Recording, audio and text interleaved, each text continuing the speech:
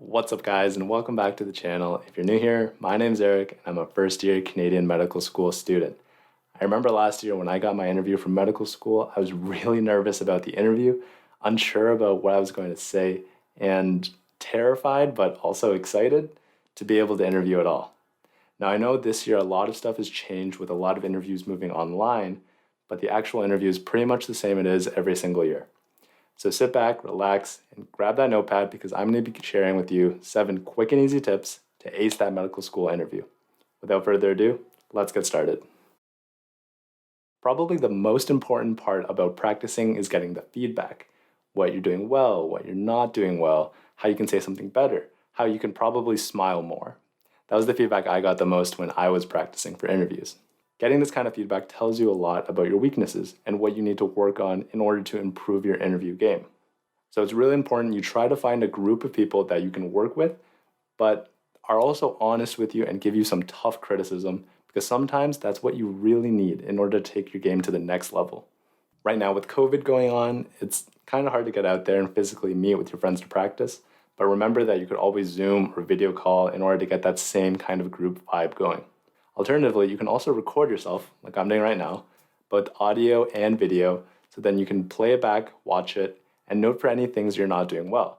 Are you pausing a lot when you're giving your answer, like that? Are you not smiling enough? Are you making way too many hand gestures that the interviewer is going to get really distracted? A lot of these things you could dissect for yourself and don't necessarily need somebody else to tell you. Focus your practice. So there's a lot of things to consider in an interview. Are you making too many hand gestures? Is your voice loud and clear? Does your answer even make sense? There's a lot to keep in mind when you're trying to practice for an interview, and that's why you should focus on one single goal at a time. It's always going to be faster to improve one thing, like the delivery of your interview, or maybe smiling more, rather than trying to improve everything at the same time. If you try to go for everything at once, you're simply not going to improve as quickly. So go into a session and have a concrete goal in mind. Like, today I want to work on smiling more. Today I want to work on not having as many pauses or weird ums and uhs in my answer. And make sure that when you go to practice with someone, you're actually telling them what you want to work on. That way they can look out for it and then give you any suggestions after you give your answer on how you could have done it better, specifically targeted on the one thing you're trying to improve. Soon you'll have the whole interview, A to Z, front to back, inside out, absolutely perfected. Delivery is key. Hi, my name is Eric. Hi, my name is Eric. Did you see the difference there? Just by having a little bit of enthusiasm and a smile on your face, you can make the world of difference. If you're saying the same thing as someone else, a lot of the time it doesn't necessarily matter what you're saying, but rather how you're saying it. Go in with a smile, have some passion in your voice, and enthusiasm with all of your answers. Get rid of bad habits. I know I've been saying it a lot in this video, but a lot of people have a lot of habits that they're not even aware about that can really throw an interviewer off. Things like your speech when you're pausing a lot, or when you're throwing in weird and ums.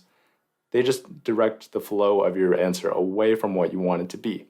There can also be some physical things that you're doing way too much, like talking with your hands way too much, playing with your hair, or maybe even twiddling your thumbs. Stop doing those things, and I promise you that your interview will be much better off. Expect the unexpected. So when I was practicing for my interviews, I made sure to get the bread and butter questions down pat. It's like the tell me about yourself, why do you want to be a doctor instead of a nurse? Or why do you think you'd be a good fit for medical school? These questions are really common, and you're probably going to see at least one or all 3 of those ones I just mentioned in your actual interview. But you also want to make sure you're ready for the uncommon questions, things that you're not expecting. Well, how do you get ready for things that you won't be expecting? Well, you come up with a good backup plan. So what I did is think of a bank of stories and answers that were really all-encompassing, so I could tailor my answer and take bits and pieces of each story to meet that question's needs. For example, I was part of Western's Dragon Boat team, and I could highlight my leadership experience as a coach, my teamwork within the team, dealing with difficult situations and conversations I have had with other members, and just working overall in a group community. You can start to see how you can take many different pieces of the same story and tailor it to fit any kind of question. But if you get surprised, which I did, and I'm sure you might get surprised by 1 or 2 questions, try to fall back on the classic framework of 1, answering the question, 2, talking about your experiences and how that ties into your answer, 3, what you learned from that experience, and 4, how that experience has made you a better candidate to be a physician. It's a general rule of thumb, but I swear it works for like 90% of questions. And lastly, communication stations. Some schools have this communication station where you have to work with somebody else to achieve a common task.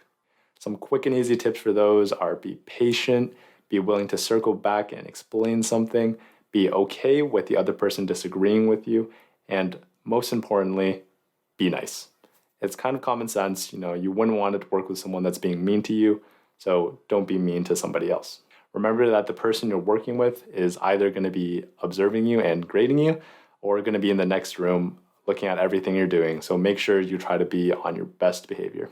So that's it, 7 quick and easy tips to step your interview game up to the next level. I hope you liked the video and found something useful and enjoyable that you can actually start applying today. If you liked the video, make sure to like, comment, subscribe, and check out this video where I talk about how I study in medical school so you can help keep up your schoolwork while you're doing all this interview prep. Like usual, that's been your daily dose of medicine, and I'll see you in the next video.